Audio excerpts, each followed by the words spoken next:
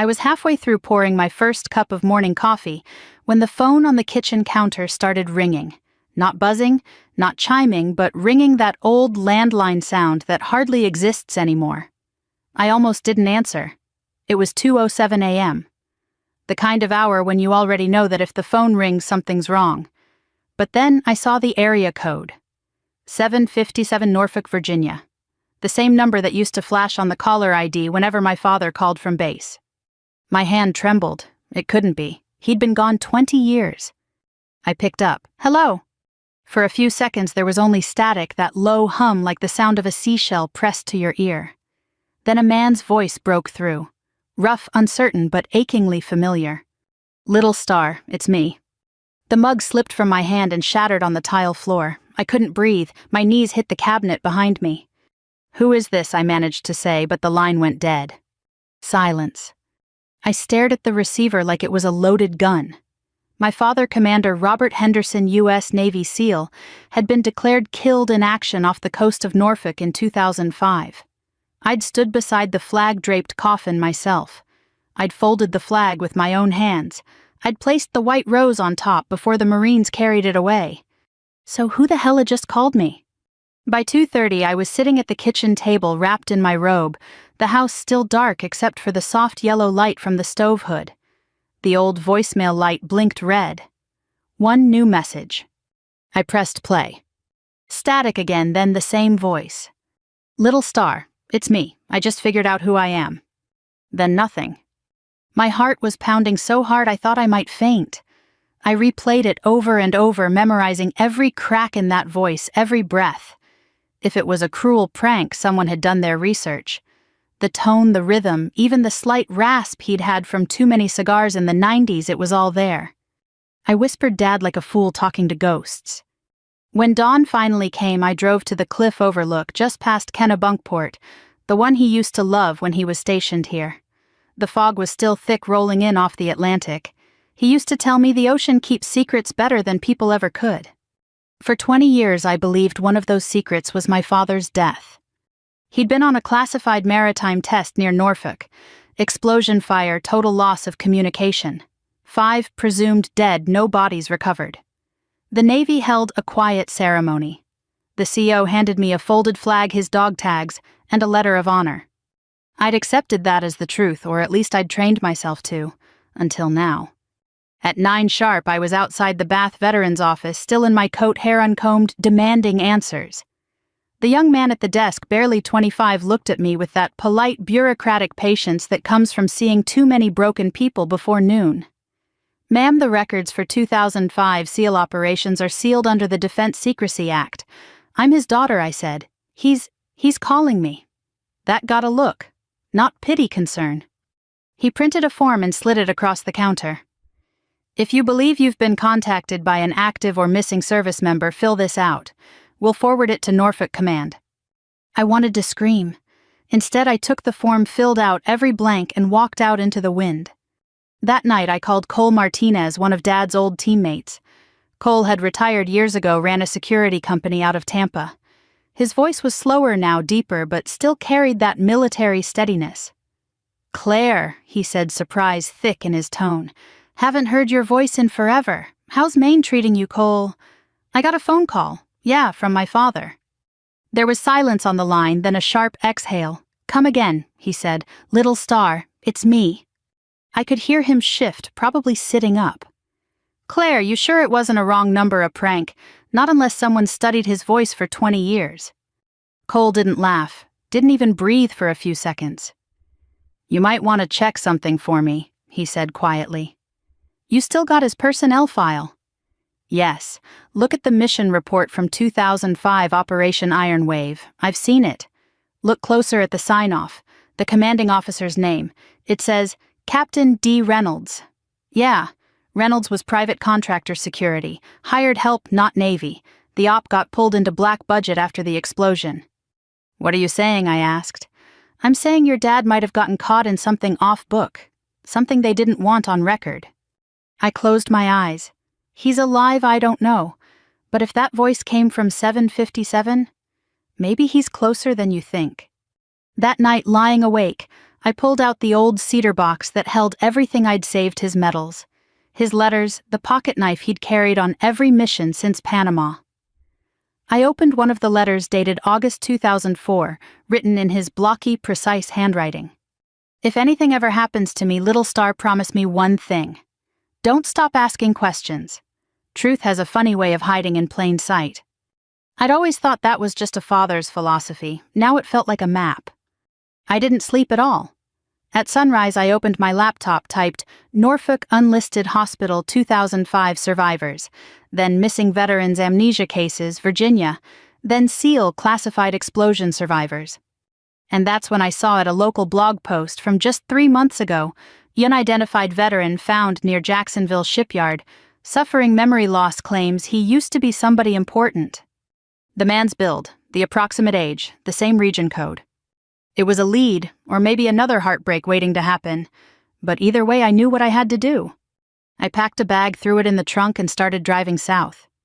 By the time I hit the New Hampshire border, the sun was rising, and I'd already replayed that voicemail 20 times. Each time my father's voice seemed both clearer and less real, like a song you half remember from childhood. I kept the radio off. I didn't want to drown it out. It had been 20 years since I'd driven this far south. The last time I was 25, wearing a black dress, gripping a folded flag against my chest, while the rain soaked through my shoes. Now I was 45, divorced, living alone, and chasing a ghost down I-95. Every time I passed a convoy or saw the faded blue of a VA license plate, something inside me tightened. Dad had always said, "The road is honest, Claire. It gives you time to decide whether you're running toward something or away from it." Right then, I wasn't sure which one I was doing. I reached Norfolk just after sunset. The city hadn't changed much, same brick warehouses, same gulls circling above the harbor cranes. I booked a cheap motel near the naval yard, the kind with flickering signs and a smell of fried shrimp and old cigarettes. When I opened my suitcase, I realized I'd forgotten half my clothes. I hadn't been planning to stay, but deep down I knew I wasn't leaving soon. The next morning I drove to the Norfolk VA regional office. I'd been there once before, years ago, when I requested my father's personal effects. This time I was ready to demand more than sympathy. A middle-aged clerk named Donna, hair gray but sharp eyes behind her glasses, took my ID and sighed. "Commander Henderson." "Deceased, 2005, she murmured, scrolling through the database. "I know what it says," I replied. "But he called me." Her eyebrows lifted slightly. "You mean someone pretending to be him?" "I mean my father. I have the voicemail." She hesitated, studying my face the way nurses look at patients on the edge. Then she said quietly, "Sometimes we get these cases. Families hearing from lost soldiers. Usually it's scam artists, sometimes folks with PTSD. But..." She trailed off. "But what? But 20 years is a long time. A lot of records got sealed after the contractor scandals." She leaned closer. "If you're serious, there's one person who might help. Retired now, used to be at Defense Investigations, name's Colonel Michael Reeves. He won't be in any directory, but he lives out near Chesapeake Bay. He was assigned to Iron Wave after the explosion." I thanked her, wrote down the name, and stepped outside. The air smelled of salt and diesel. That evening I found Reeves's address, a small house near the marshes, American flag still flying on the porch. He answered the door himself, tall and thin, wearing an old navy sweatshirt. "Colonel Reeves. That's what they used to call me. You must be Claire Henderson." The way he said it, not, "Who are you?" but, "You must be," made me shiver. He led me inside, poured coffee, and sat across the table. "I knew your father," he said simply. "Robert was one of the best." I swallowed hard. "Then maybe you can tell me why he called me last week." He didn't flinch. He just stared into his cup. "You sure it was his voice?" "Yes. And you're sure you buried him?" I folded his flag myself. He nodded slowly, then leaned back. "You're not crazy. I'll tell you what I can." Operation Iron Wave wasn't a standard SEAL op. It was subcontracted under a private defense group testing experimental underwater communications. Your father was team lead. After the explosion, 5 presumed dead, 2 bodies recovered, neither confirmed as Robert Henderson. The report you saw was rewritten to close the case. I gripped the table. Why? Because there were no survivors to dispute it. or so we thought. He looked up, then eyes weary. 2 years later, I got a tip from a Navy contractor in Jacksonville. He said a man had been found unconscious near the docks wearing pieces of a SEAL wetsuit with the initials RH stitched inside the collar. When I tried to follow up, the body disappeared from the records. Hospital said he was transferred to a private facility. That's where the trail ended. My throat tightened, and no one told us orders from above. Operational containment, they called it. I retired not long after. I sat there, heart pounding. The sound of gulls outside seemed deafening. So he could have been alive this whole time. Reeves sighed. If he was someone didn't want him found. Back at the motel, I sat on the edge of the bed staring at my father's photo, the one from his retirement ceremony in Doe 4, him standing straight-backed, smiling sun glinting off his silver hair. 20 years later, that smile haunted me. I called Cole again. Reeves confirmed some of it, I said. He thinks Dad survived. Cole's voice dropped low. Then, be careful, Claire. If he's alive, that means someone's been hiding him. Those people don't like being found out. I'm not backing off now. I didn't think you would, he said with a hint of pride. But promise me one thing, if you find him, don't go alone. I promised, though I knew I'd break it.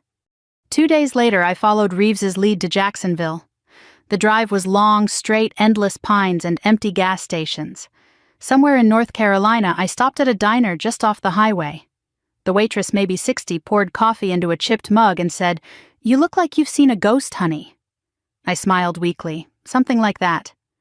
"Well," she said, nodding at my cross necklace, "if the dead start calling, best thing you can do is listen close. They usually got something left to say." Her words stuck with me the whole drive. I reached Jacksonville by dusk, the sky bruised purple over the harbor. Seagulls screamed overhead and the air smelled like metal and salt. I pulled into a small veterans shelter, the same one from the blog post, a 2-story brick building with peeling paint and a hand-lettered sign, "Harbor House for those who served." Inside, the manager, an older black woman named Miss Lorraine, greeted me kindly. "Looking for someone, baby?" "Yes," I said, my voice trembling. "A man who might have stayed here. Maybe used the name Robert. Or Bob." Her eyes softened. "Oh, him. Quiet fella. Lived here on and off for years. Always polite, always called everyone sir or ma'am. Haven't seen him for about a week, though." My breath caught. A week. She nodded. Left after a phone call in the middle of the night. Said he had someone to find. The room tilted. I gripped the counter to steady myself. "Did he say where he was going?" I asked. "No, sweetheart," she said gently, but he looked hopeful. Hope. That was something I hadn't felt in 20 years. I spent that first night in Jacksonville staring at the motel ceiling, the hum of the old air conditioner mixing with the sound of waves hitting the harbor wall. Sleep wasn't an option. I kept seeing his face in flashes, not the strong, clean-shaven seal from my childhood photos, but the man Miss Lorraine described, quiet, polite, older, worn. At dawn, I drove back to Harbor House with 2 coffees and a box of donuts, hoping she might remember more. The sun was barely up, and the sky had that soft pink tint that makes even broken streets look gentle. Miss Lorraine was unlocking the door when I arrived. "Well, morning sugar," she said, smiling tiredly. "Couldn't sleep either, huh?" "Not really," I admitted. "Did he ever mention family, a daughter, maybe?" She frowned, thinking. "Once, maybe twice. He said her name started with a C. She was my little star," he said. "I remember because it was sweet. Said he used to tell her stories about the sea." I had to bite my lip to keep from crying. "That's what he called me," I whispered. She touched my arm gently. "Then, honey, I think you're close." He used to sit out back by the dock every night, staring at the water like he was waiting for something. You might try asking at the VA clinic on Bay Street. He'd go there when he wasn't feeling right. The clinic was small, tucked between a pawn shop and a shuttered diner. A tired nurse at the front desk glanced up as I entered. "I'm looking for a man," I said, showing her a faded photo of my father. He might have come here over the years. "Name's Robert Henderson." She squinted. "That face looks familiar. You said he was Navy, yes." She turned toward a filing cabinet, flipping through folders. We had a veteran matching that description. Checked in off and on since 2010, used the name R. Hanley. Chronic migraines, memory issues, disorientation, head trauma. Where is he now discharged 2 weeks ago? Said he was heading north. My pulse spiked. North, she nodded. Said he wanted to see the ocean again before winter. Driving back toward the coast, I found myself replaying the sound of his voice in the voicemail, "Little Star." It's me. When I was 6, he'd whisper that every night before turning out the light. He'd tap the glow-in-the-dark stars on my ceiling and say, "You don't have to be afraid of the dark, kiddo. It's just the sky with the lights turned off." The last time I heard him say it in person was the day he shipped out for his final mission. I'd hugged him at the base gate, too proud to cry. He'd smiled and said, "You keep shining, little star." Always. Now 20 years later, he was somewhere out there alive, broken, but calling my name again. By mid-afternoon, I reached the pier Miss Lorraine had mentioned. The docks were quiet except for a few fishermen and the sound of seagulls. I sat on the same weathered bench he might have sat on. The water shimmered like glass sunlight bouncing off the ripples. I pulled out my phone and scrolled through old photos of us, Dad teaching me to tie a sailor's knot, Dad holding my bike while I wobbled down the driveway. For 2 decades, those pictures had been all I had left. Now they felt like breadcrumbs leading me somewhere I couldn't yet see. I didn't even realize someone had walked up beside me until I heard a soft voice say, "You looking for Robert?" I turned. It was a middle-aged woman wearing scrubs, her name badge reading Megan Fuller, RN. "I work at the VA clinic," she said. Miss Lorraine called. "Said you were asking about him." "Yes," I said quickly. "Do you know where he went?" She hesitated. "I can't give you addresses, but I can tell you what I remember. He was one of my patients for years. Quiet man, always polite but lost. Like he was searching for himself." Her voice softened. He had nightmares. Woke up screaming sometimes about water fire and a girl named Claire. Said he lost her. Said she wouldn't forgive him. Tears welled up. "That was me," I whispered. "I'm Claire." She nodded gently, eyes shining. "Then you should know he talked about you like you were his compass. He said your voice was the only thing that made sense when everything else was gone." Later, Megan showed me his old patient file. The notes were heartbreaking. Possible amnesia, long-term trauma. Believes he is a former Navy SEAL. Responds strongly to the word Henderson. There was even a small drawing in the corner of one page, a star with 5 uneven points drawn in shaky pen. Beneath it, "For my little star." My throat tightened so hard I could barely speak. When was this drawn? She flipped through the chart. About 6 months ago, right before he stopped coming in regularly. We were worried about him, said he'd started hearing things, phone ringing at night, voices telling him to go home. Voices, she nodded. Sometimes the mind holds on in strange ways. Maybe he was remembering you. That night I stood at the end of the dock where he'd once sat. The moonlight glowed across the water, silver and still. I took my phone out, pressed play on the voicemail again. "Little star, it's me. I just figured out who I am."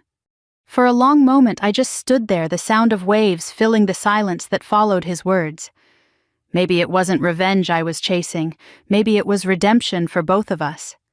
A soft breeze brushed my hair, and for the briefest second I could have sworn I heard him whisper, "Don't stop asking questions." That was when I made my decision. I would find him not through government files, not through old soldiers, but through every shelter, clinic, and harbor that could hide a man who once commanded oceans. Because he wasn't just a ghost in a phone call, he was my father. And he was calling me home. It was raining when I reached the address. The VA nurse had quietly slipped me a worn-out veterans housing complex, tucked behind a chain-link fence on the edge of the Jacksonville docks. The paint was peeling from the siding, and the flag out front hung limp in the damp air. I sat in my car for nearly 10 minutes staring at the building through the windshield, my hands clenched around the steering wheel. If he was inside, I didn't know what I'd say. If he wasn't, I didn't know where else to go. Finally, I forced myself out of the car. The rain was steady but gentle, the kind that made everything smell like salt and rust. A thin man with a mop was standing by the door. He looked up and nodded. "You looking for someone, Robert?" I said. "Robert Henderson. I was told he might have stayed here." He scratched his chin. Bob Henderson. Sure. Stayed here a couple nights last week. Quiet guy. Left early one morning, didn't say where. Paid up front, though. Nice fella.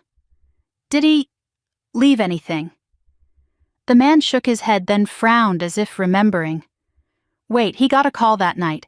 Middle of the night, maybe 2 or 3 in the morning. Came running out of his room afterward, looked like he'd seen a ghost. Never came back. The world seemed to tilt. Do you remember what night that was? He thought for a moment. 'Bout a week ago, Tuesday.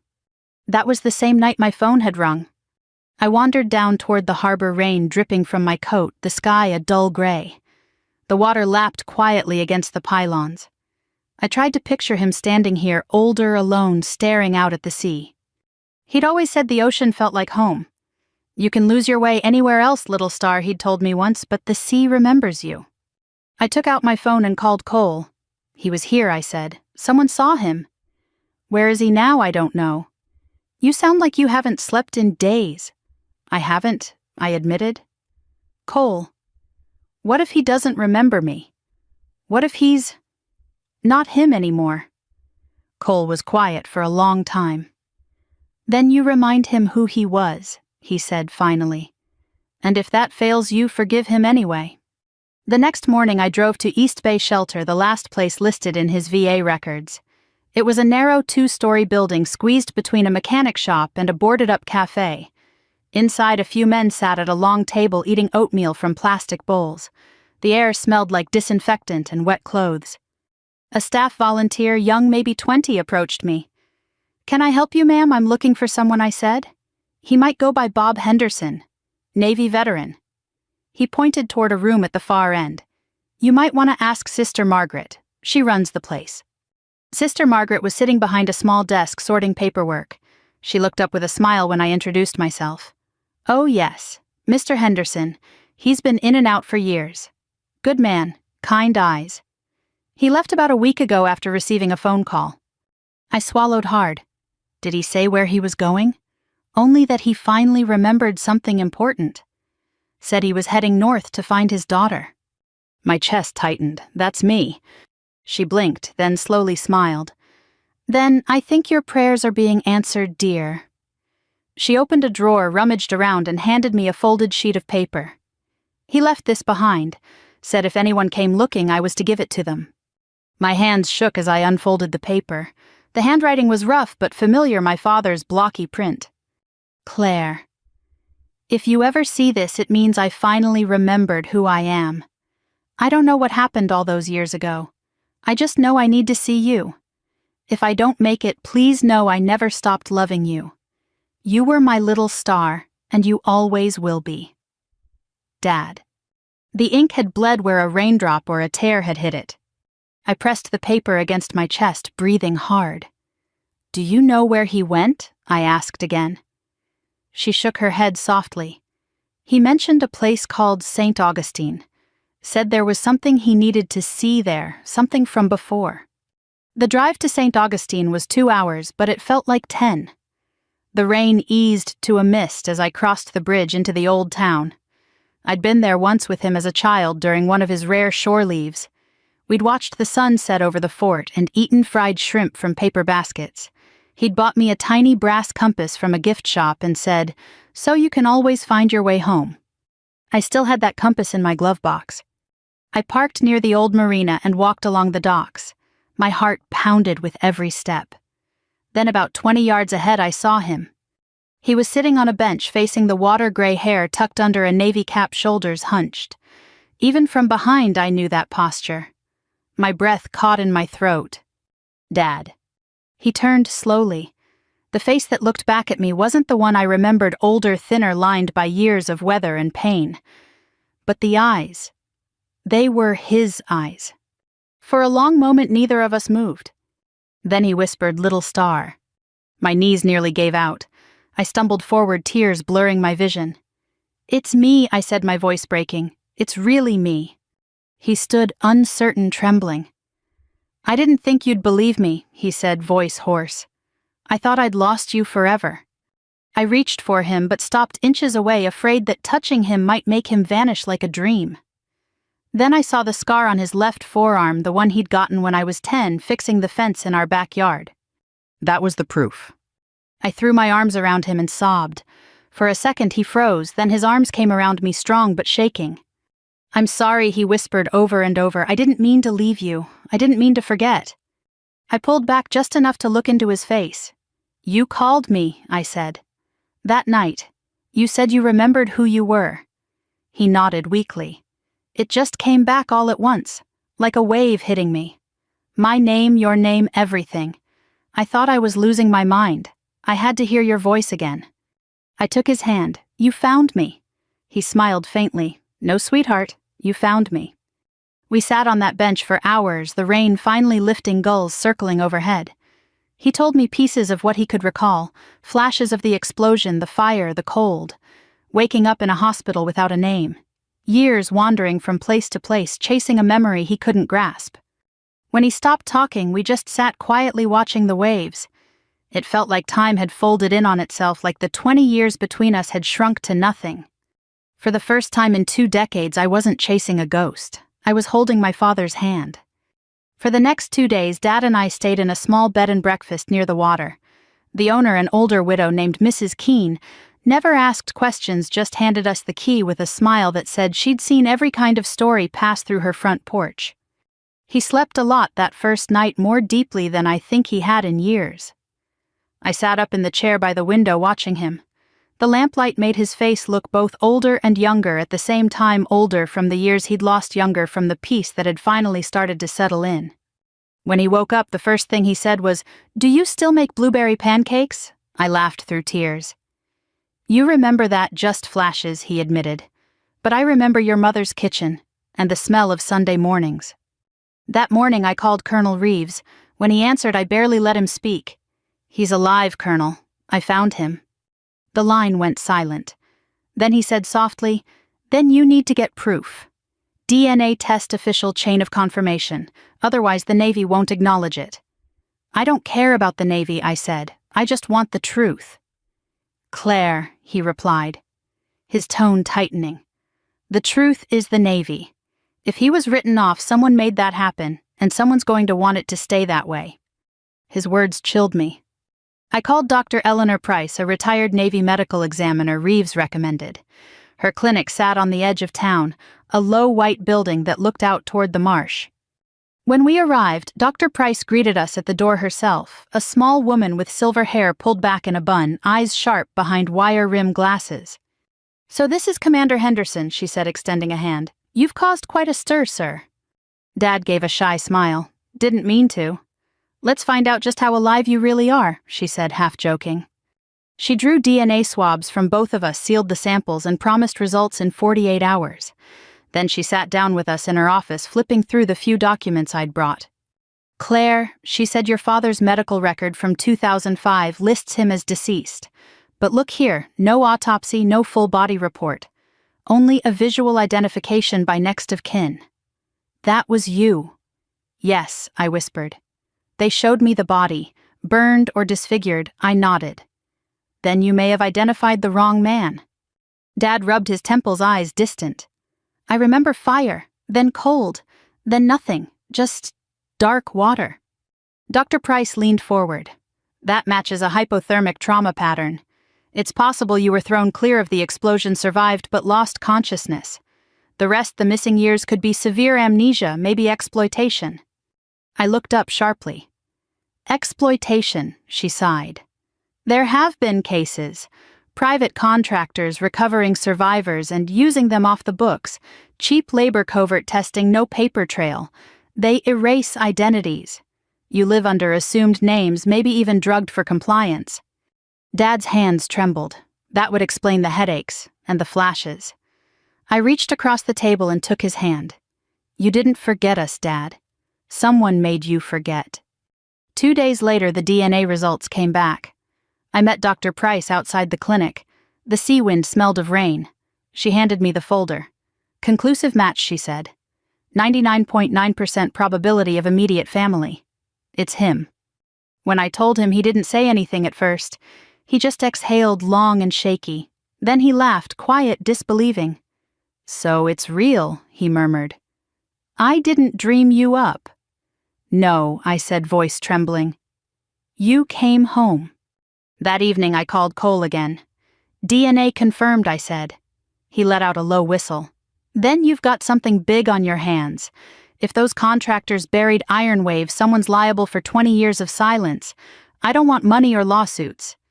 Maybe not, he said, but the truth has a way of biting people who hide it. You sure you're ready for that? I didn't answer.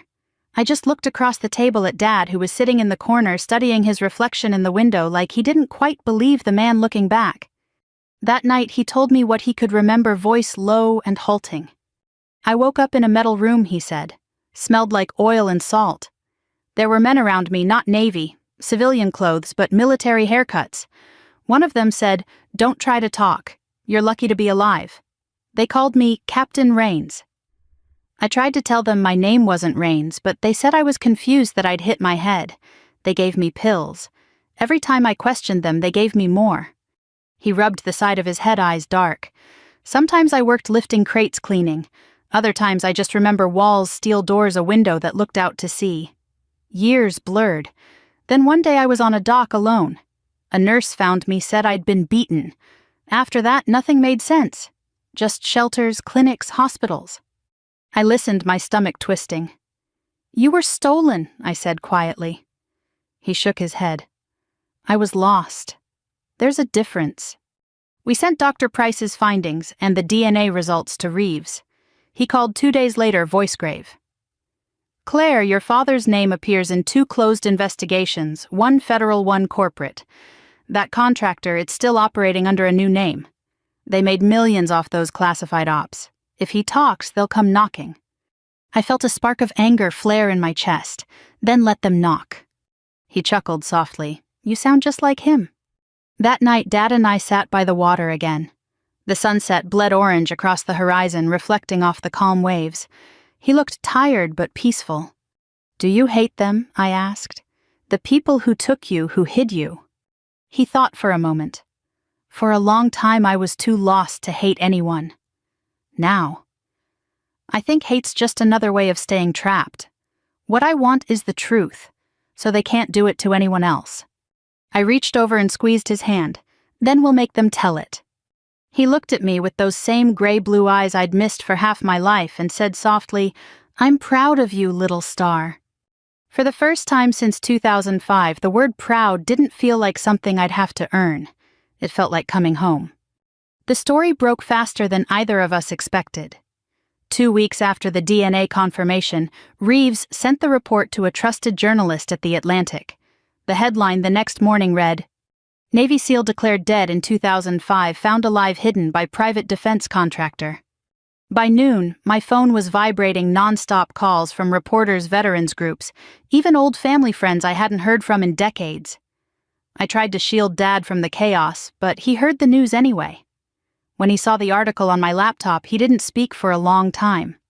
Finally, he said, They'll come for me now. Who, I asked. The people who built the lie. 2 men in dark suits showed up at our rented cottage that evening. They claimed to be from Defense Records Compliance. No names, no badges. I stood on the porch blocking the doorway. We need to speak with Commander Henderson, one said calmly. Not without a warrant, I replied. They exchanged a look, a mix of irritation and amusement, before one handed me a card. We'll be in touch. When I shut the door, my hands were shaking. Dad was sitting at the table staring at his folded hands. They're not here to help, I said. I know, he murmured. They just want to make sure I stay quiet. Reeves called that night. Claire, you and your father need to get somewhere safe. Don't stay in the open. What are they afraid of? I demanded. The truth. Ironwave was never meant to exist.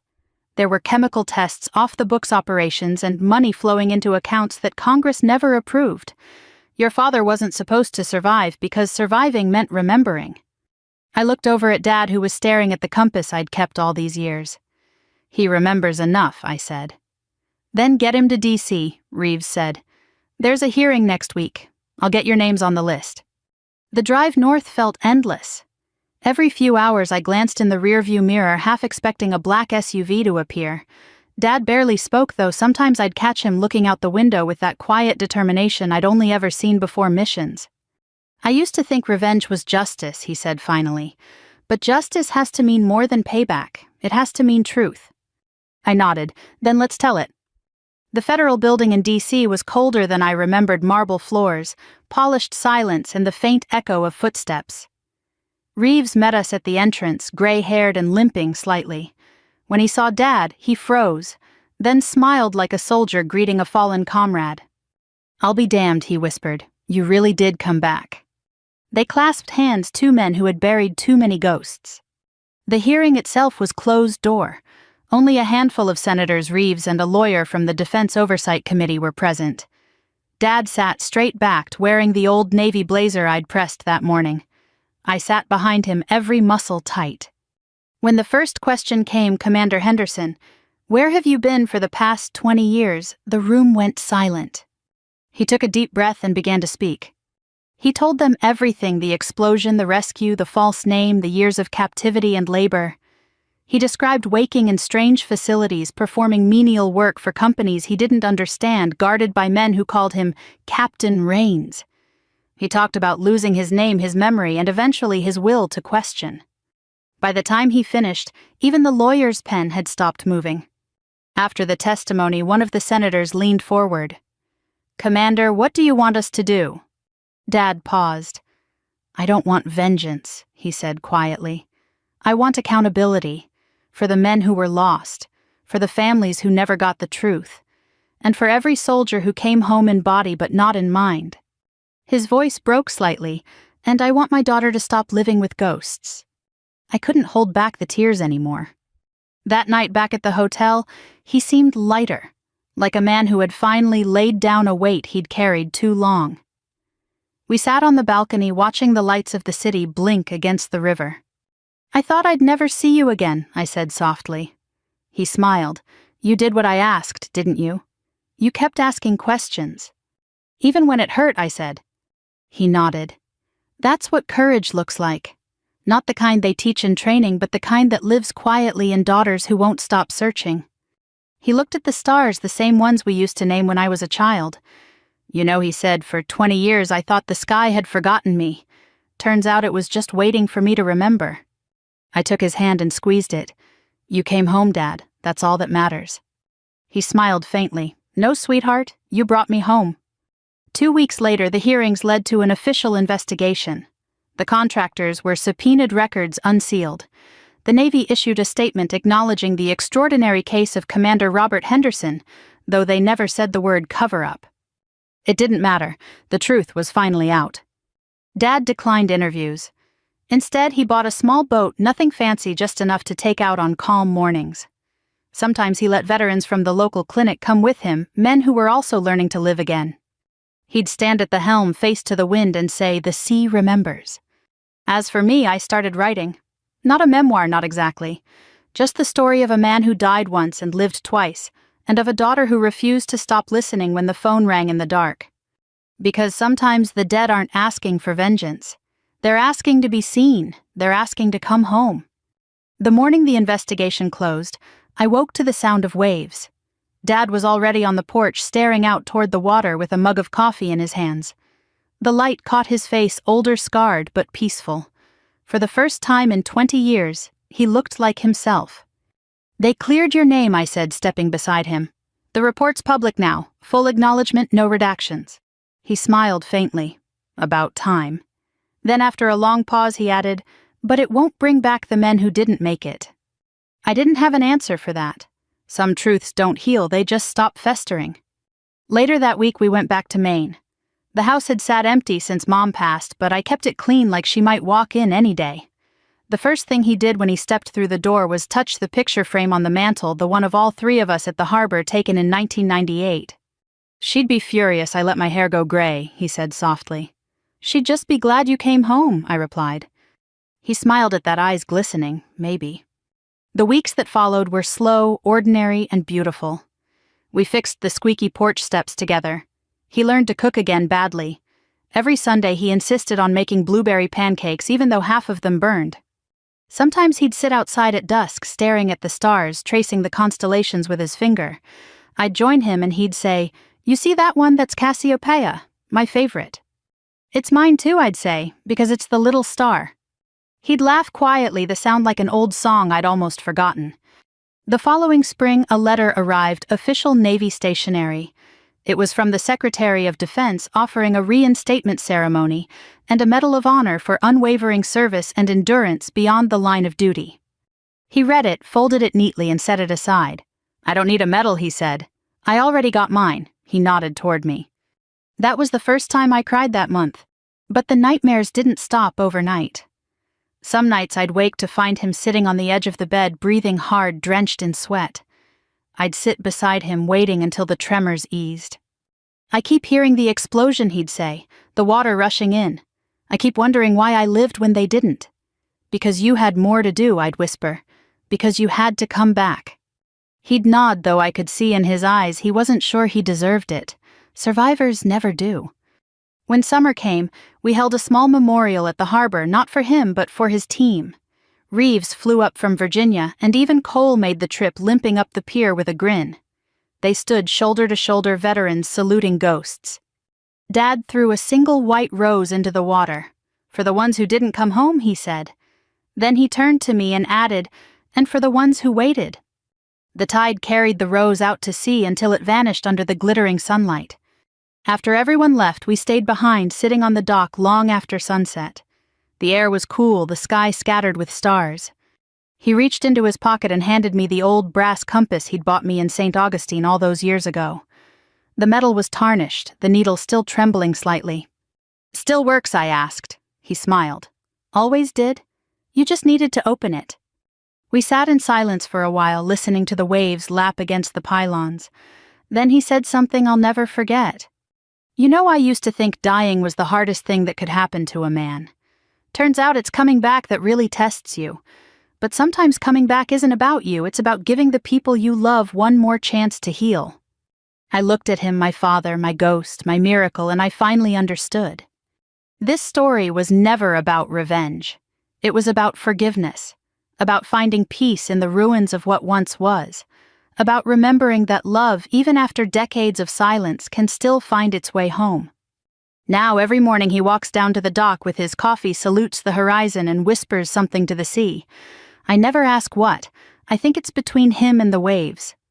And at night, when the phone rings, just the old landline that never stops buzzing with wrong numbers and telemarketers, I still get that flutter in my chest. Because once a voice came through the static and said, "Little star, it's me." And that changed everything. If you've ever lost someone and thought you'd never get the chance to say what you needed to, don't wait. Call them, write that letter, say the words. Because sometimes the miracle isn't in who comes back. It's in who never stopped believing they could. Thank you for listening. If this story touched your heart, share it so someone else might find hope where they least expect it.